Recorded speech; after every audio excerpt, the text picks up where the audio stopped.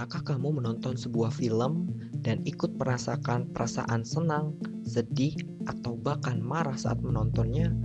Kalau iya, itu berarti editor film bekerja dengan baik. Mereka adalah sosok di balik layar yang mengatur ritme cerita, memilih adegan yang tepat, dan merangkainya supaya pesan dari film tersebut dapat tersampaikan. Di video kali ini kita akan membahas tentang editing audiovisual.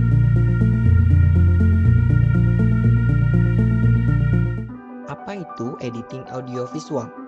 Menurut Widarti, editing audiovisual merupakan proses memilih, merangkai, menyusun ulang, dan memanipulasi video-video yang sudah direkam menjadi satu rangkaian video, sehingga menjadi sebuah cerita utuh sebagaimana yang diinginkan sesuai konsep yang telah ditentukan.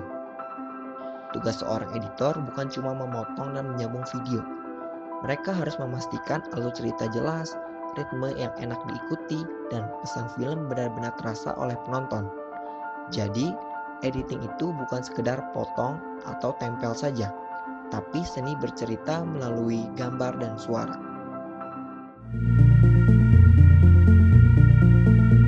Lalu, untuk apa sih editing dilakukan? Pertama, editing dilakukan untuk menyusun cerita agar jelas.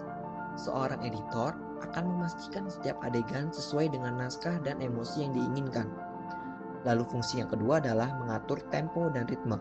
Setiap film memiliki tempo yang berbeda-beda disesuaikan dengan genre ataupun konsep yang diinginkan.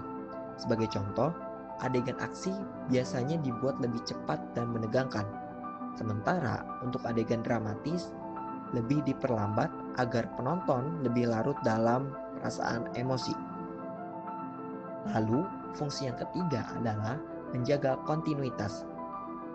Editing memastikan alur tetap konsisten, tidak ada potongan gambar yang mengganggu atau membuat bingung penonton saat melihatnya. Lalu, fungsi yang keempat adalah memberi makna sekaligus menegaskan pesan film. Urutan adegan dapat memperkuat tema ataupun pesan yang ingin disampaikan. Lalu, apa sebenarnya tujuan akhir dari editing audiovisual? Yang pertama, untuk menyampaikan pesan agar lebih jelas dan mudah diikuti penonton. Dengan susunan gambar dan suara yang tepat, cerita bisa dipahami tanpa penonton merasa bingung. Tujuan yang kedua, meningkatkan daya tarik visual dan cerita. Editing membuat film terasa lebih dinamis dan tidak monoton. Tujuan yang ketiga adalah membangun emosi penonton. Dalam tahap editing, pemilihan suara, penentuan tempo, hingga pewarnaan adegan dalam film dapat membuat penonton tertawa, tegang, bahkan menangis. Tanpa sentuhan editing, emosi dalam cerita seringkali tidak akan terasa sekuat itu. Lalu tujuan terakhir adalah efisiensi dalam penyampaian cerita.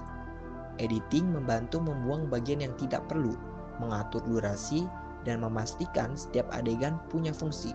Hasilnya, film akan menjadi lebih padat, fokus, dan tidak bertele-tele.